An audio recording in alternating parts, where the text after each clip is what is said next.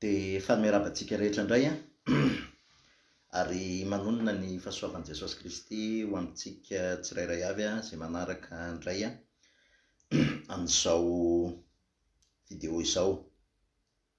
Androany tsika dia hiresaka manokana ny antsoina hoe ny asarobidin'ny fanamasina, ny asarobidin'ny fanamasina sy ny Pentecoste.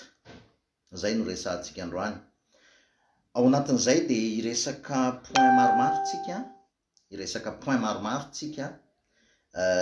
Ny voalohany indrindra amin'izany dia ny dikan'ny Pentecoste, ho resahantsika ny dikany antsoina hoe Pentecoste, ny fahariana vaovao tao amin'i Jesosy, ny faharoa resahantsika ny fahariana vaovao tao amin'i Jesosy Kristy tamin'ny andro voalohany, tamin'ny herinandro, inona ny dikan'izany. Fahatelo ny inona le nitenenin'i Jesosy ao amin'ny Lioka 4:4 izay niteneniny hoe taona ankasitrahana hozy izy taon-jobily.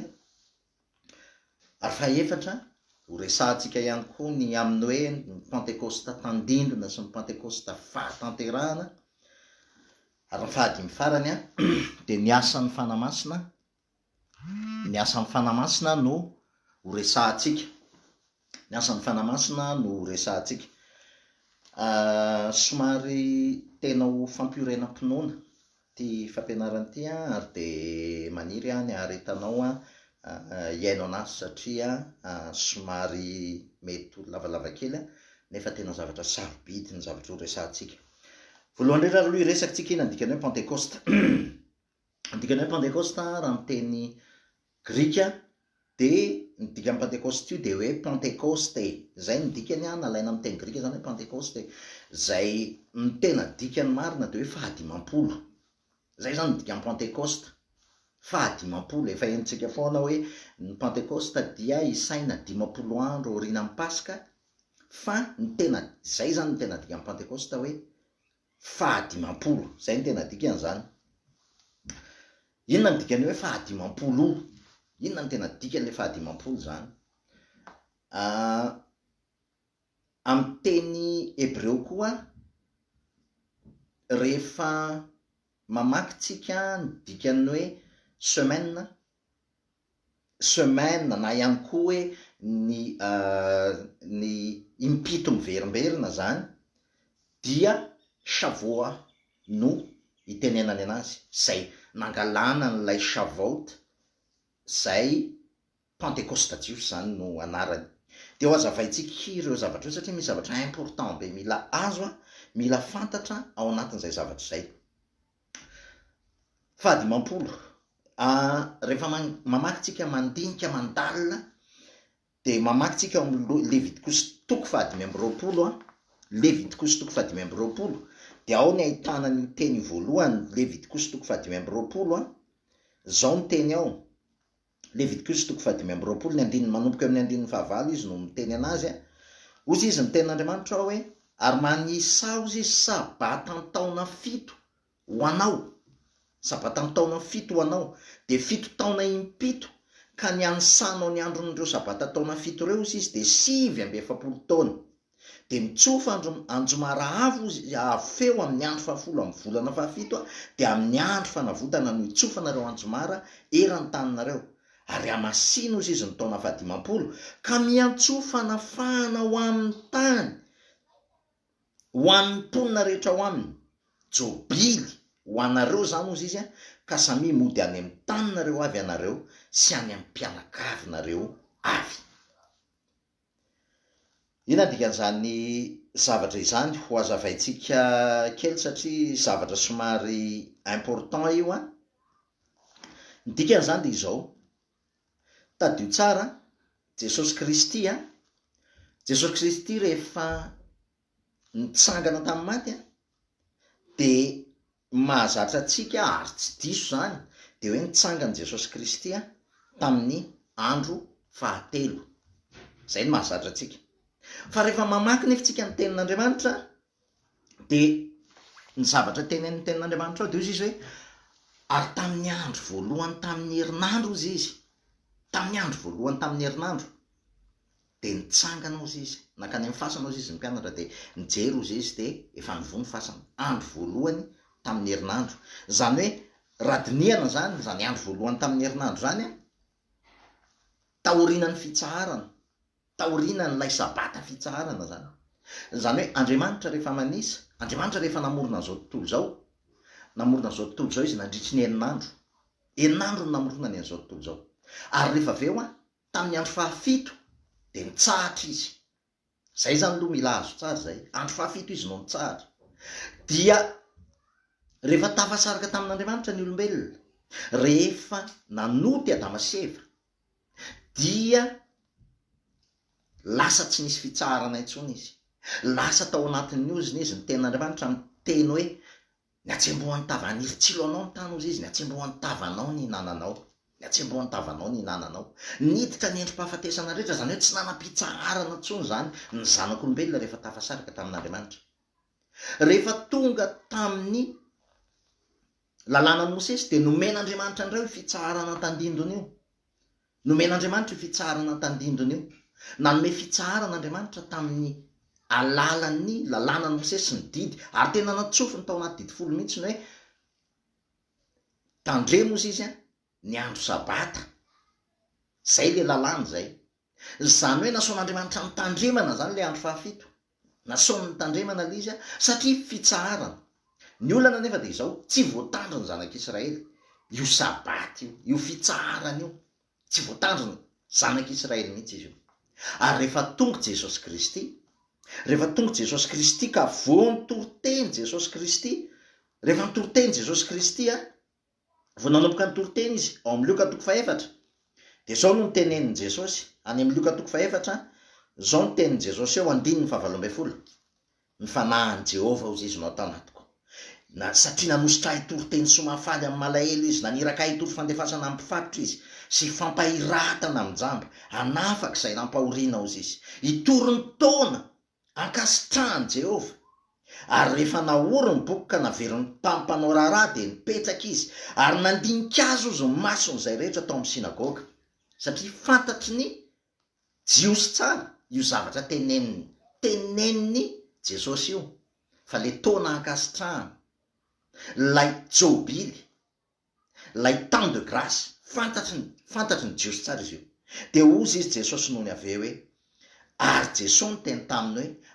androany no efa tanteraka eto anatrehanareo izany soratra zany ny tenenin'i Jesosy nanomboka teo a rehefa nitory Jesosy mandeha ny asa mpamonjeny Jesosy rehetrarehetra ary rehefa nitsangana tamin'ny maty Jesosy Kristy de tadio tsara fa andro voalohany tamin'ny herinandro Jesosy no nitsangana zay raha dika tsotra de izao andro fahavalo zany Jesosy no nitsangana andro fahafito andro fitsaharana andro fahavalo Jesosy no nitsangana andro fahavalo midika inony zany hoe tapitra ny herinandro ny jiosy rehefa manisa tsy maintsy cultura jiosy tsy inona ny mila azontsika ao anatin'le izy ny jiosy rehefa manisa de manisa fito zay le savoa zay lay azavainy any anaty isaky miteny semaine ny jiosy de zay ny zavatra teneniny ary ao anatin'izay semaine zay a de io le teneniny hoe mansaho izy na 7 andro na 7 semaine na 7 taona zay le teneniny ary ny dikan'izay de izao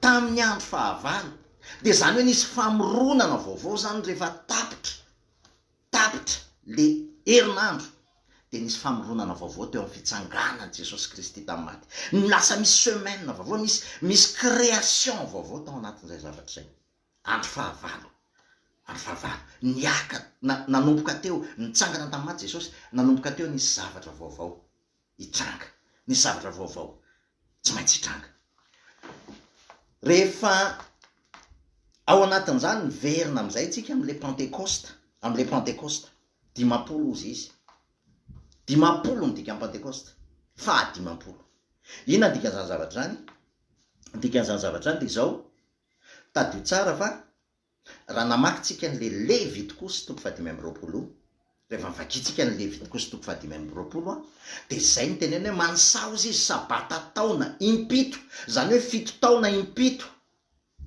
7 taona impito 7 x 7 manome firy zany manome 49 ary amin'ny 50 taona zany hoe 7 impito zany hoe ny dikan'ilay 7 semaine fitsaharana ary rehefa tapitra zay fito impito zay de amin'ny fahadimampolo tahaka n'lay andro voalohany tamin'ny herinandro ihany tahaka ny nitsanganan Jesosy de tady io izy amin'izay fotoan'izay no tonjobily ho anareo.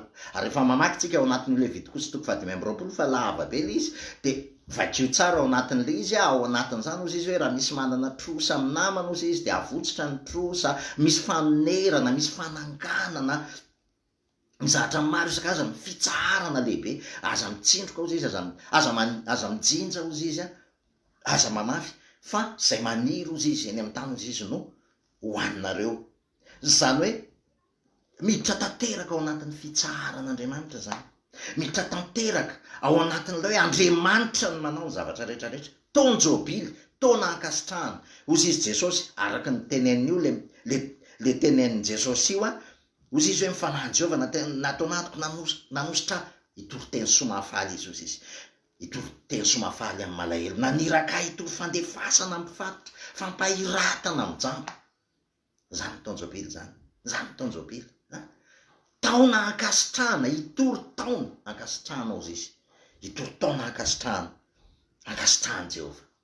Dikan'izany ry havana de zao tao anatin'izany zavatra zany rehefa tonga ny 50 fahadimampolo, ary zay nahatonga ny fanamasin'Andriamanitra ny latsaka mba ahafahantsika miaina andro zavatra ny tenenin' Jesosy reo, ahafahantsika miaina an'izany hoe fandefasana ho an'ny mpifatotra, fampahiratana ho an'ny jambo, fanafahana ho an'ny ampahoriana zafady, manomboka eo amin'ny filatsahany fanamasina tamin'izay, manomboka amin'ny filatsahany fanamasina. Iresaka an'izany tsika rehefa aveo, iresaka lalindalina momba an'izany tsika rehefa aveo, fa ny zavatra voalohany tena zavaiko ao anatin'le izy aloha de hoe inona ny tena dikany hoe Pentecoste zany, hoe Pentecoste zany de fahadimampolo, lay tonjobily, lay aorinan'lay taotsabata impito, taotsabata impito, fahadimampolo, manomboka eo lay tonjobily, anafahan'Andriamanitra ny zavatra rehetrarehetra, taona ankasitrahana,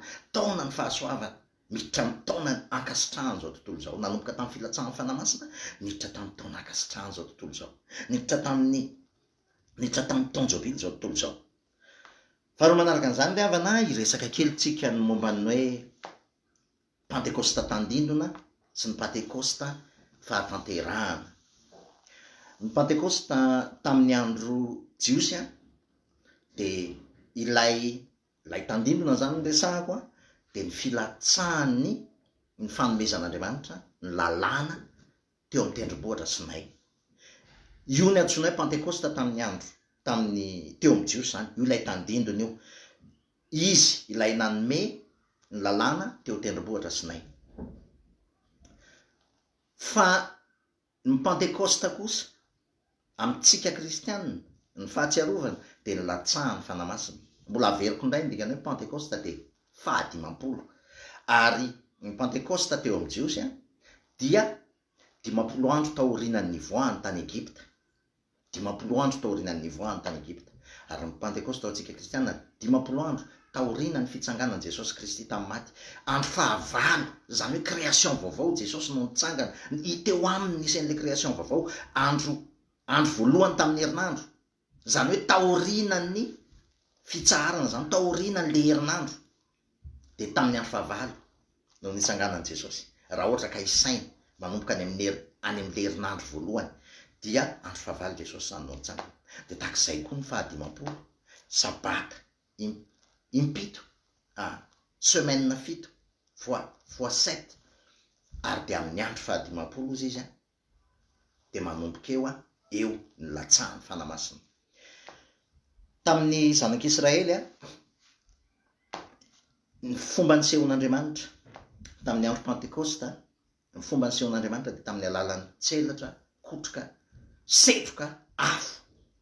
Zany no nisehon'Andriamanitra teo amin'ny tendrombohitra Sinay, zany hoe niozongozona ny tendrombohitra, nampatahotra, tsy azo natonina. Andriamanitra mampatahotra no niseho teo amin'ny tendrombohitra Sinay. Fa rehefa tonga kosa amin'ny Pentecoste kristianina, rehefa tonga kosa lay fahadimampolo andro fahadimampolo teo amin'ny kristianina, de Andriamanitra tamin'ny alalan'ny lela mitarenafo no nidina kosa teo amin'ny olona, lay fanan'Andriamanitra nidina teo amin'ny olona ary nampiteny izay mino azy nanome fiainana. Zany ny zavatra nitranga tamin'ny Pentecoste teo amin'ny jiosy tsy azo natonona ny tendrombohitra, ary rehefa nisisika ihany ny zanak'Israely nitsofoka teo amin'ny tendrombohitra, Andriamanitra efa niteny hoe tandremo izy izy asio fefy ny tendrombohitra fa tsy azonareo kasihana akory. Nisisika ny zanak'Israely niditra tao, ary rehefa nisisika ny zanak'Israely niditra tao 3 maty tamin'io andro. Fa tamin'ny latsaka kosa ny fanamasina, tamin'ny fahadimampolo Pentecoste teo amin'ny mpianatra, rehefa nilatsaka ny fanamasina nitory teny Petera 3 zafady no nibebaka, 3 no nibebaka, 3 no nitodika tamin'i Jesosy Kristy. Teo ambodin'ny tendrombohitra Sinay nilokaloka ny voadiny zanak'Israely mitenen'Andriamanitra izay teneninao rehetrarehetra dia ho tanterana avokoa. Tsy tanterany zany, 2 volana taorinan'izay fotsiny, mbola tsy nidina avy any amin'ny tendrombohitra Sinay akory Mosesy. 2 volana taorinan'izay didy voalohany no nitikainy izy ireo, ary dia lasa izy nanao blakely volamena.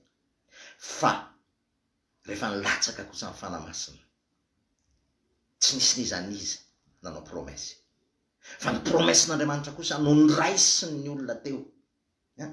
Ary rehefa mijerytsika ny toritenin'ny Petera ao amin'ny asan'ny apôstôly 3 dia mazava be ny tenin'ny Petera, iny Jesosy Kristy izay nomboanareo iny, izy dia nataon'Andriamanitra ho tompo sy Kristy. Avy amin'ny alalany izy no azon'ny olona rehetra familan-keloka, avy amin'ny alalany azon'ny olona rehetra familan-keloka. Zany hoe etsy an-daniny ny zanak'Israely nanao promesy, tsy nahatanteraka ny promesy. Etsy ankilan'ny Andriamanitra rehefa nilatsaka ny fanamasina manao promesy amin'ny olona, voavelako ny herokao, efa netiko ny zavatra rehetra, meko ny fandreseko ianao. Zany fahasamihafana, zany tandindona sy fanatanterahana eo amin'ilay Pentecoste teo aloha, ilay fahadimampolo voalohany tao amin'ny zanak'Israely sy ilay fahadimampolo faharoa fahatanterahana tao amin'ny mpianatra teo amin'ny fiangonana. Zany mila azontsika tsara, zany mila azontsika tsara hoe mila miaina n'ilay tena Pentecoste, tena izy tsika, lay fahatanterahana, lay fahadimampolo, lay taona jobily, lay taona ankasitrahana, lay niteneny Jesosy hoe androany no tanteraka eto aminareo izy zany soratra zany. Mila iainantsika zany promessin'Andriamanitra zany, mila iainantsika, mila miainao anaty taona jobily isan'andro tsika, satria ao anatin'ny taona ankasitrahan Jehovah tsika. Rehefa mitenitsika hoe taona, période ny zavatra resantsika, miainao anatin'ny période de grâce tsika, période favorable izay nomen'Andriamanitra noho ny amin'ny asa mpamonjeny Jesosy Kristy. Mila iainantsika zany. Ry-havana, ny fanamasina no nalatsak'Andriamanitra mba hahafahantsika miaina n'io période de grâce io. Zay ny antony ahafahantsika miaina an'io. Tadio tsara ry-havana fa tamin'ny voalohany Andriamanitra rehefa amorona an'izao tontolo izao dia ozy izy hoe, ary tamin'ny voalohany ozy izy Andriamanitra namorona ny lanitra sy ny tany ozy izy, ary foana sy tsy misy endrika ny tany ozy izy tohu vavoho, zay ny dikany amin'ny teny hebreo, foana dia tsy misy endrika, zany hoe feno korotana zany, feno korotana ny tany. Ary ny fanahin Jehovah ozy izy nanomba tambonin'ny rano. Tadio tsara fa ny rano dia manamarika ny teny, zany hoe ny teny sy ny fanahy zany dia tsy misaraka mihitsy. Ny fanahin Jehovah ozy izy nanomba tambonin'ny rano, ary ny teny izy ozy izy hoe misy ny mazava, satria tao anatin'ny aizina, tao anatin'ny korotana zao tontolo zao, dia ny teny Andriamanitra hoe misy ny mazava, zany hoe ny mazava aloha no nataony aloha, zany hoe ny fandaminana aloha zany no nataony aloha, ny fananganana no nataony aloha, ny fanarenana no nataony aloha. Ary zay nge le tena dikan'ilay taonjao be ilay ny fananganana no nataony aloha, ny fanarenana, restauration, zay ny zavatra nataony voalohany indrindra. Ny teny izy hoe misy ny mazava dia misy ny mazava. Le fanahin Jehovah nanomba tambonin'ny rano dia ny teny niarak'izay ary nampisy ny mazava. Fa rehefa tafasaraka tamin'Andriamanitra indray ny olombelona dia tafalatsaka tao anatin'ny maizina indray tsika rehetrarehetra, lasa tao anatin'ny tontolo ny fahamaizinana, monde de ténèbres, lasa tao anatin'ny monde de ténèbres. Ary raha tsy tonga ny fanahin'Andriamanitra, tsy miverina amin'ny lohany ilay tenin'Andriamanitra, ilay niteneny hoe misy ny mazava, Jesosy Kristy no ny teny hoe zany fahazavana ozy izy Jesosy, zany fahazavana. Zany hoe ny fanamasina de fanapazange matokony hoe fanampanazava, fanampanazava. Zany hoe raha tsy tonga indray ny fanamasina tsisy ninina ao anaty aiziny tsika, ao anatin'ny aiziny tsika. Raha vao tsy tonga ny fanamasina, raha vao tsy nomen'Andriamanitra le taonjobily, de tsisy ninina fa ao anatin'ny aiziny tsika. Ny fanamasina ry havana, tadio tsara fa tsy afaka tonga ny fanamasina raha tsy tonga olombelona aloha Jesosy Kristy. Tonga olombelona Jesosy Kristy, zay vao afaka tonga ny fanamasina. Tonga olombelona Jesosy Kristy satria nahoana ny teny de tsy maintsy tonga nofo. Ny tenin'Andriamanitra any amin'ny Romanina 9 de miteny hoe fa zay tsy hainy lalàna satria nofo nalemy azy ozy izy de vitan'Andriamanitra tamin'izy naniraka ny zanany, naka endriko ny nofo tao ozy izy, na nameloka ny ota tao amin'ny nofo, tao amin'ny nofo nisy ny fahotana. Zany hoe raha ohatra ka teo voavela eloko tsika, tsy maintsy tonga olombelona aloha Andriamanitra tamin'ny alalan'i Jesosy Kristy mba hamela ny elokontsika, mba hanombo ny ota ao amin'ny nofony. Zay aloha ny zavatra voalohany tsy maintsy nataony. Tonga olombelona izy, nanombo ny ota tao amin'ny nofony. Ary rehefa nanombo ny ota tao amin'ny nofony izy, de nalevina izy. Nalevina, raha tsy latsaka amin'ny tany ny voambarika maty ozy izy, de tsy mamokatra izy. Nalevina izy, netiny ny endrim-pahafatesantsika rehetrarehetra aloha teo amin'ny hazo fijaliana. Nombohany niaraka tamintsika, nitsangana tamin'ny maty izy, ary rehefa nitsangana tamin'ny maty izy, rehefa nitsangana tamin'ny maty izy, de nanomboka teo le nitenako teo misy fahariana vaovao, nouvelle création. Tamin'ny andro voalohany tamin'ny herinandro, andro fahavalo, andro voalohany tamin'ny herinandro, lasa nisy nouvelle création ndray tao anatin'izay zavatra rehetrarehetra zay. Ary rehefa nisy an'le nouvelle création, de mba hatateraka ny tenin Jesosy Kristy hoe vita, satria ny anjarany zanaka ny vita, voaomby ny ota tao amin'ny nofony, netiny daholo ny endrim-pahafatesana rehetrarehetra, nomeny atsika amin'ny fandresena. Fa mba hahafahantsika miaina an'izay, de tsy maintsy nomeny atsika, tsy maintsy nidina indray ny fanamasina hahafahantsika miaina an'izay asa-pamonjeny Jesosy Kristy zay. Zay nge ny tena mahasarobidy ny fanamasina e. Zay ny mahasarobidy ny fanamasina, satria tsy afaka miaina ny asa-pamonjeny Jesosy Kristy tsika raha tsy tonga ny fanamasina. Ny fanamasina no afaka mampiaina atsika an'izany. Zany asa-pamonjeny Jesosy Kristy zany. Ozy izy Jesosy Kristy hoe mahatsara anareo ny felako, fa raha tsy ala ozy izy de tsy ho avy aty aminareo mpananatra, fa raha ho tonga izy ozy izy de anambara aminareo ny marina rehetra ozy izy, ary na de no avy aza ozy izy de ambarany aminareo. Ny fanamasina ozy izy de anambara aminareo ozy izy ny fahotana, ny fahamarinana ary ny fitsarana ozy izy. Ny fahotana satria tsy mino ahy izy, ny fahamarinana satria makany amin'ny ray aho ozy izy Jesosy, ary ny fitsarana satria ny andrina n'izao tontolo zao de efa voatsara.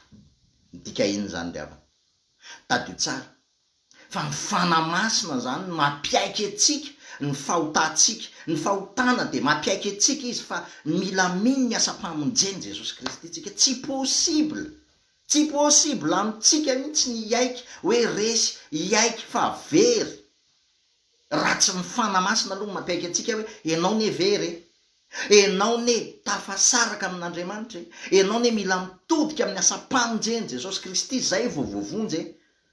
Raha tsy ny fanamasina mampiaiky atsika an'izany. Ary ny fanamasina tsy maintsy miasa miaraka amin'ny teny. Ny teny sy ny fanahy de tsy misaraka, satria Andriamanitra de fanahy, teny, fiainana.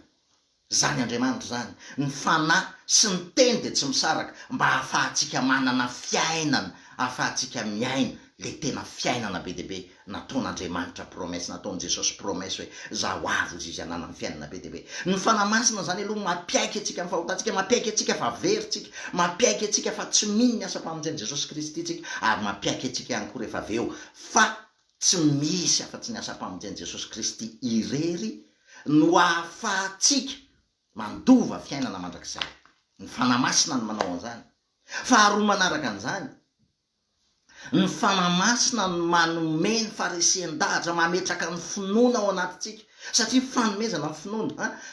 Zay ozy izy Paoly hoe ho anareo zay nahazo finoana ozy izy tahaka ny anay, ozy izy Paoly ozy izy Petera azafady, ozy izy petera. I Joda koa mitenen'izany hiaro ny finoana ozy izy zay voatolotra andre mandeha tamin'ny alalan'ny fanamasina ny nametrahan'Andriamanitra ny finoana ao anatin'ny fotsika, ary zany finoana napetraka ny fanamasina ao anatin'ny fotsika zany rehefa avy eo zany mahatonga antsika manana farisendahatra ny amin'ny famelan-keloka, ny amin'ny fampihavanana vita n'Andriamanitra tamintsika, vita ny fampihavanana tamin'ny alalan'ny asa-pamonjeny Jesosy Kristy. Lasa miala ao anaty fahamaizina antsika, nanala antsika ao anatin'ny maizina ozy izy de miverina andreo ao anatin'ny fahazavany mahagaga, ohatran'le tao edena izy ny teny hoe misiny mazava. De tamin'ny alalan'i Jesosy Kristy indray nanala antsika tao anatin'ny maizina izy de namindra antsika ho amin'ny fahazavany mahagaga tamin'ny alala. De zany fanamasina zany koa no mampiaiky atsika fa efa nomboana niaraka tamin'i Jesosy Kristy tsika teo amin'ny azo fijaliana. Zany fanamasina zany no mampiaiky atsika fa itsika de efa nentin' Jesosy ny endrim-pahafatesana rehetra, vokatry le fahafatesana tambon'ny ota, le vokatry fisarahantsika tamin'Andriamanitra efa nentin' Jesosy teo amin'ny azo fijaliana. Ny fanamasina mampiaiky atsika ihany koa fa nanolotra ny aina izy ary nitsangana tamin'ny maty izy. Aiza ahoana ny fomba inotsika an'izany hoe nitsangana tamin'ny maty Jesosy Kristy raha tsy ny fanamasina ny mandresy lahatra atsika amin'izany. Zavatra tsy hitatsika ny zany fa ny fanamasina ny manome an'izany finoana sy farisendahatra ao anatintsika zany hoe nitsangana tamin'ny maty izy, resy ny fahafatesana, ary rehefa resy ny fahafatesana de nanome antsika amin'ny fandresena izy.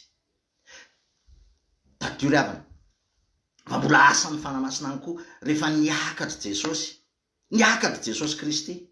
Tsy tonga ny fanamasina raha tsy niakatra aloha Jesosy Kristy ny tenin'Andriamanitra. De miteny hoe zay nidina ozy izy de izy koa niakatra mba hamenony ny zavatra rehetrarehetra ozy izy. Paoly no niteny an'izany. Zay nidina de izy koa niakatra ozy izy mba hamenony ny zavatra rehetrarehetra. Rehefa niakatra izy, ny antony akarany de mba hahafahan'ny fanamasina kosa midina ao anatitsika. Mahatsara anareo ny felako ozy izy Jesosy, tsy amela anareo kamboty aho ozy izy Jesosy. Atsika vakina ny Jaona 4:12 sy 15. Ozy izy Jesosy hoe malahelo aza malahelo mifonareo ozy izy minoa an'Andriamanitra ary minoa akoho an-trano ndraiky ozy izy misy fitoerana ary andeha ozy izy de anamboatra fitoerana ho anareo ary any am'izay toerako no itoeranareo kosa, any am'izay toerako no itoeranareo kosa. Andeaka anareo indray aho ozy izy de any am'izay toerako no itoeranareo kosa. Tsy amela anareo kamboty aho ozy izy vetivety foana de tsy ahita zao tontolo zao fa ianareo ny ahita satria velona de velona koa ianareo. Raha misy mino aho ozy izy de zasindray ozy izy de itoetra ao aminy ozy izy.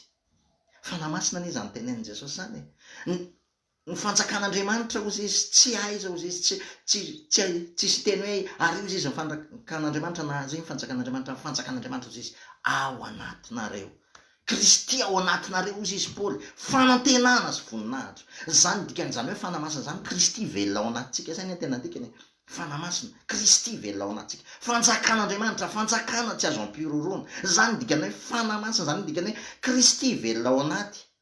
Zany dikan'izany Jesosy Kristy rehefa andeha de nampanantenan'io hoe ho avy izy ozy izy ary ampianatra anareo ny zavatra rehetra, ampianatra anareo ny zavatra rehetra. Fa rehefa tonga ny fanamasina, niakatra izy aloha, tsy maintsy niakatra izy.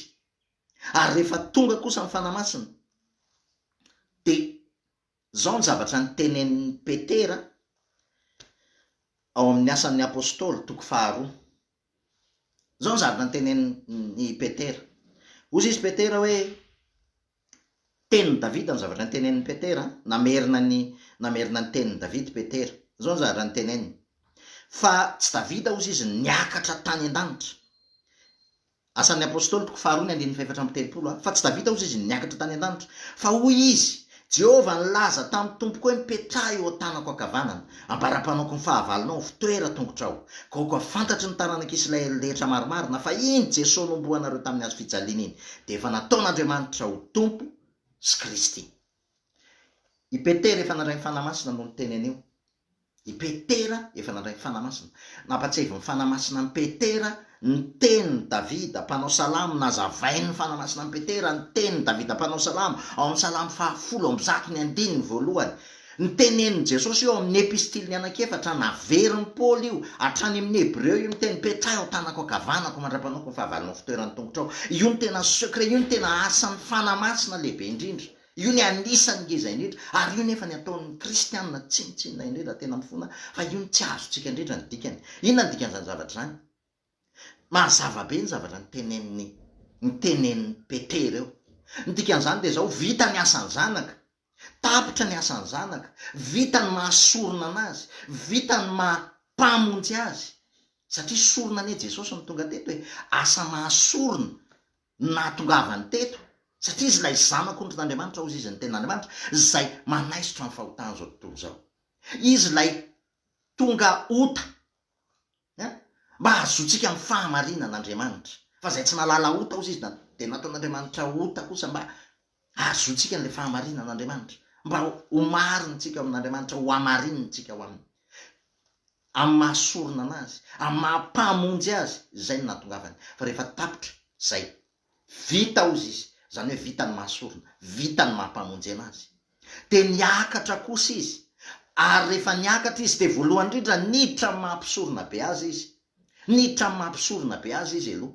Zany mpisorona be zany raha mamakytsika, raha ovakitsika inona zany asan'i Jesosy Kristy mpisorona be zany, eo amin'ny Hébreu 7, zao ny vakiny eo amin'ny Hébreu 7 amin'ny mampisorona be an' Jesosy Kristy.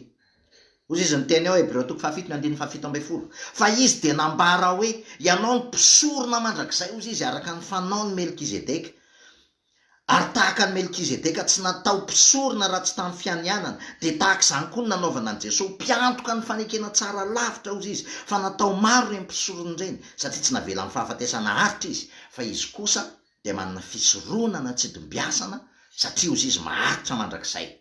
Kosa koa am'izany de mahavonjy tokoa zay manatona an'Andriamanitra amin'ny alalana izy, satria velona mandrakizay hanao fifonana ho azy, hanao fifonana ho azy. Fa mpisorona be tahaka izao ny mendrika eo atsika, de zay masina, tsy misy tsiny, tsy misy loto, voasaraka amin'ny mpanota, ka natao avo no ny lanitra. Fa ny lalàna de manendry olona zay manana fahalemena ho mpisorona be, fa ny tenin'ny fianianana kosa zany hoe ny teny vaovao zany ao am' Jesosy Kristy, izay taoriana ny lalàna de manendry ny zanaka ozy izy, zay tanterahana ho mandrakizay.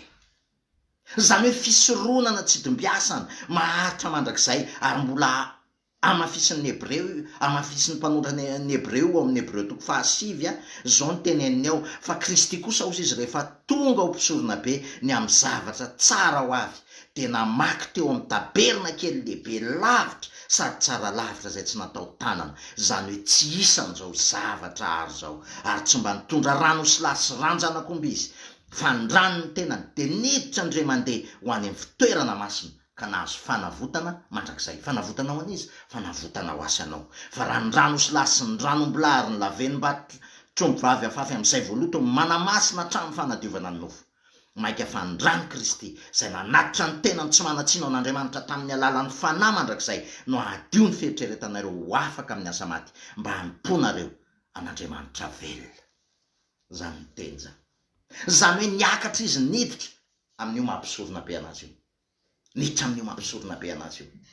Ary ny fanamasina araka ny teniko teo, ny fanamasina rehefa ny raha ny fanamasina velona tao anatsika, ny fanamasina mampaiky atsika, ny fahotatsika, mampaiky atsika ny otatsika, mahatonga atsika, mampaiky atsika fa tsy veritsika, mampaiky atsika fa mila mpamonjy tsika, zay ny asany aloha. Fa asany isan'andro ihany koa ny mampaiky atsika amin'ny fahotatsika, isaky ny manototsika, isaky ny lavitsika, isaky ny mandeha amin'ny fitarihan'ny nofotsika, de ny fanamasina mampaiky atsika an'izany. Ary rehefa miaiky an'izany tsika hoe Jesosy miaiky apekeny ny fanamasintsika, de ny tenin'Andriamanitra ny teny izany anameloka ny olobe fidin'Andriamanitra, Andriamanitra ny manamarina Jesosy Kristy ny efa maty, nitsangana tamin'ny maty ozy izy ary mipetraka eo tanana ankavan'Andriamanitra, mifona ao atsika. Zany hoe itsika miaiky apekeny ny fanamasina, Jesosy Kristy mifona ao antsika no ny asa-pamonjena zay vitany, zany hoe manao fisoronana ao antsika, ary Andriamanitra manamarina ny asa-pamonjeny Jesosy Kristy zay efa vitany, tsy manamarina atsika fa manamarina ny asa-pamonjeny Jesosy Kristy, hoe noho ny amin'ny asa-pamonjeny Jesosy Kristy de amariniko ianao, noho ny amin'ny asan'ny fanamasina ao anatinao zay miampiaiky ianao, noho ny amin'ny asan'i Jesosy Kristy zay nanolotra ny ainy ary mifona ho anao isan'andro, de amariniko ianao noho ny amin'ny asa-pamonjeny Jesosy Kristy. Zany ny asan'ny fanamasina, zany ny asan'i Jesosy, lay niditra ka lasa mpisorona be, lasa mpisorona be. Manaraka an'izany ry havana, ny fanamasina ihany koa tadio, manao ny zavatra rehetra ho fitoeran'ny tongony. Nresaky tsika teo hoe mipetraha eo tanako ankavanako mandra-panako ny fahavalonao fitoeran'ny tongotrao. Inona moa no tena dikan'izany? Tsika mieritreritra hoe Jesosy Kristy mipetraka eo tanana ankavanan'Andriamanitra, de mipetraka eo tanana ankavanan'Andriamanitra zany a, de misy Andriamanitra anankiray eo a, anankiray a de misy jesosy eo akaikiny, tsy zay loatra, tsy zany, tsy lecture littérale loatra an'izany, fa ny dikany hoe tanana kavanan'Andriamanitra, de la main puissante de Dieu, iode, lay teny Andriamanitra dia ny dikany hoe Andriamanitra, ny anaran'Andriamanitra de iode he vav he amin'ny teny hebreo zany, zay no mahatonga le hoe Yahvé. Ny dikan'ny iode he vav he de ny tena dikany de zao lay herin'Andriamanitra, lay tanan'Andriamanitra zay no tokony hikapoka atsika noho ny fahatezerany, fa noho ny fahasoavany, de nanome atsika fiainana vaovao. Ary ny dikany raha ny tena marina ary de le tanan'Andriamanitra voa nitazomina tamin'ny fantsika teo amin'ny hazo fijaliana. Zay ny tena dikany, tanan'Andriamanitra nitazomina tamin'ny fantsika teo amin'ny hazo fijaliana. Fa maninona moa nitazomina teo amin'ny hazo fijaliana tamin'ny fantsika ny tanan'Andriamanitra? Fantsika ve atazona ny tanan'Andriamanitra eo amin'ny hazo fijaliana? Fa ny fitiavan'Andriamanitra. Ny fitiavan'Andriamanitra no nitazona ny tanany teo amin'ny hazo fijaliana mba tsy enjera eo aminao ny tanany fahatezeran'Andriamanitra. Ary Jesosy Kristy ilay tanany fahatezeran'Andriamanitra, zay niaran'ny fahatezeran'Andriamanitra. Izy ilay tanan'Andriamanitra nitazomina teo amin'ny hazo fijaliana, mipetraka eo amin'ny tanana ankavan'Andriamanitra. Zany hoe manomboka eo zany, lay tanam-pitiavan'Andriamanitra kosa no manafosafo anao, manangana anao, manome tanana anao mba hitsangana ianao, mba hiala ao anatin'ny fahamaizina ianao ary findry ao amin'ny fahazavany. Ny tanan'Andriamanitra zay misintona anao ao anatin'ny lavaka mangitsokitsoka misy ianao, ao anatin'ny olanao isan-karazany, ao anatin'ny adinao isan-karazany. Lay tanan'Andriamanitra misintona anao, lay manala anao ao anatin'ny adinao. Zany lay tanana kavanan'Andriamanitra zany, zany lay tanana kavanan'Andriamanitra. Mipetraka izy eo amin'ny tanana kavanana, mandrapanao ny fahavalo no fitoeran'ny tongony. Efa vitan'i Jesosy ny zavatra rehetrarehetra, zany mila azontsika tsara. Vitan'i Jesosy ny zavatra rehetrarehetra, saingy mila aseho kosa io zavatra vitan'i Jesosy io. Iza mampiseho an'izany, tsy tsika mampiseho an'izany. Eo mantsy le olana matetika hoe efa vitany an'i Jesosy fa anjarantsika indray zao, tsy vitany an'i Jesosy fa anjarany fanamasina zao, fa tsy anjarantsika.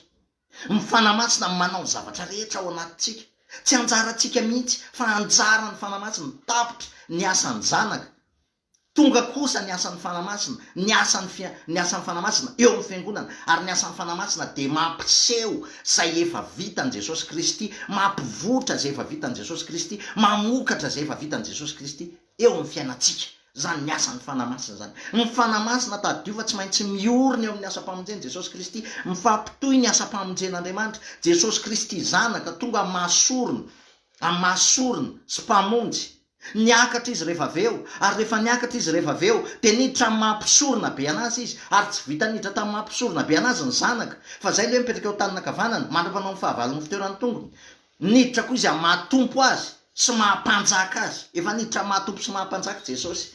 Ary ny fanamasina kosa no manao ny zavatra rehetra ho fitoeran-tongotry Jesosy amin'ny mahatompo sy mpanjaka anazy. Tapitra ny asan'ny zanaka, miditra kosa ny asan'ny fanamasina. Tsy tsika mihitsy ny resaka, fa Jesosy sy ny fanamasina. Asan'i Jesosy teo amin'ny asa-pamonjeny, asan'ny fanamasina kosa zao ao anatintsika. Ary zay fanamasina zay masarobidy loatra ny fanamasina. Ny fanamasina daholo ny manondro ny asa-pamonjeny Jesosy Kristy, mampafantatra ny asa-pamonjeny Jesosy Kristy, mitory ny asa-pamonjeny Jesosy Kristy, manambara ny asa-pamonjeny Jesosy Kristy amin'ny alalan'ilay teny tonga nofo. Manondro ny teny ny fanahy, tsy maintsy manondro ny teny. Iza ny teny? Jesosy ny teny. Zany hoe tsy maintsy miara-miasa ny teny sy ny fanahy zany, tsy maintsy miaraka miasa ireo, ary mampanao zavatra rehetra ho fitoeran'ny tongony. Hozy izy Paoly hoe mba ho amin'ny anaran'i Jesosy hozy izy nandao lohan'ny lohalika rehetra any an-danitra sy ety an-tany ary any ambany tany. Iza manao an'izany? Ny fanamasina ao anatintsika manao an'izany. Antsara ny fanamasina zany, ary ny zavatra voalohany indrindra de ny fiainatsika ny mila fitoeran-tongotry Jesosy, ary ny fanamasina mampanao an'izany. Fitoeran-tongotry Jesosy ve ny fahaizanao? Fitoeran-tongotry Jesosy ve ny asanao? Fitoeran-tongotry Jesosy ve ny fidiram-bolanao? Fitoeran-tongotry Jesosy ve ny vady aman-janakao? Fitoeran-tongotry Jesosy ve ny asa fanompoana zay etretinao fa asa fanompoana? Fitoeran-tongotry Jesosy ve ny tokantranonao? Fitoeran-tongotry Jesosy ve ny mombanao rehetra? Zay ny fanontaniana tena mipetraka, ary asan'ny fanamasina ny mampanao an'izay zavatra zay ho fitoeran'ny tongony. asan'ny fanamasina zany.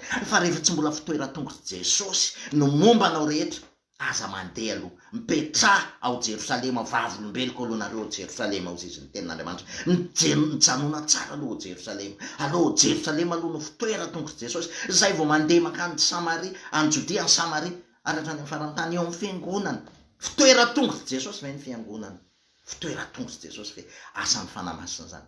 Ny asan'ny fanamasina, dikan'izany ny asan'ny fanamasina ny mamokatra ny vokatry ny fanahy rehetra eo amin'ny fiainantsika. Asan'ny fanamasina zany ny vokatry ny fanahy dia fitiavana, fifaliana, fiadanana, faharipo, famorapana, vokatry ny fanamasina eo amintsika zany, no mampiseho an'izany vokatry ny fanahy zany.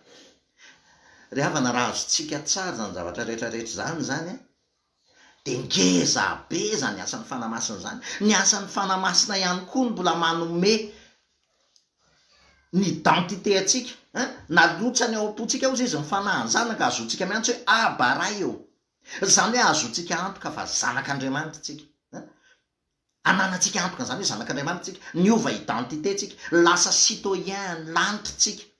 Asan'ny fanamasina zany, fanamasina manao tomboka se atsika amin'ny andro fanavotana, mbola fanamasina koa zany. Ny dikan'izany ry havana dia izao, zay nge mahatonga Jesosy miteny hoe zay mino aho ozy izy ny asa ataoko ny ataony koa ary anao asa lehibe noho zany azy izy, vita ny asan'ny zanaka satria Jesosy zanaka. Fa ny fanamasina kosa manao asa lehibe ao anatintsika amin'ny alalantsika.